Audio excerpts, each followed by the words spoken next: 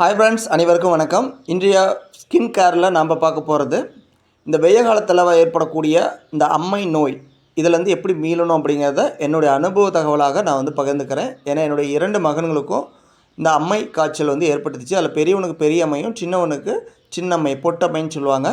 இதனால் பார்த்திங்கன்னா சின்னவன் ரொம்ப பாதிப்புக்கு உள்ளாகி அவனை மருத்துவமனைக்கு அழைச்சிட்டு போய் தான் நாங்கள் ட்ரீட்மெண்ட் ஒரு வாரமாக கொடுத்து அவனை இப்போ ஓரளவுக்கு ரெக்கவர் பண்ணிட்டேங்க.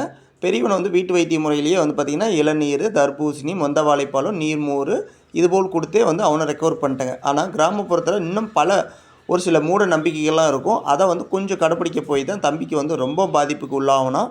அதனால தான் சேர்ந்துட்டு இந்த மூட நம்பிக்கைலாம் உடச்சிட்டு ஸ்ட்ரைட்டாக மருத்துவமனைக்கு கொண்டு போயிட்டேங்க. ஏன்னா காரணம் அந்தளவுக்கு ஃபுல்லாக டவுன் ஆகிட்டான். பிளட்டில் வெள்ளையணுக்கள் குறைய ஆரம்பிச்சிச்சு. ஆனால் இப்போ பரவாயில்ல, தம்பி ஹெல்த்தியாக இருக்கிறான். அம்மை காய்ச்சல் எதனால் வருகிறது, இதை குழந்தைகளுக்கு வருமுன் காப்பது எப்படி என்பதை தெளிவாக ஒரு வீடியோ பேசியிருக்கிறேங்க.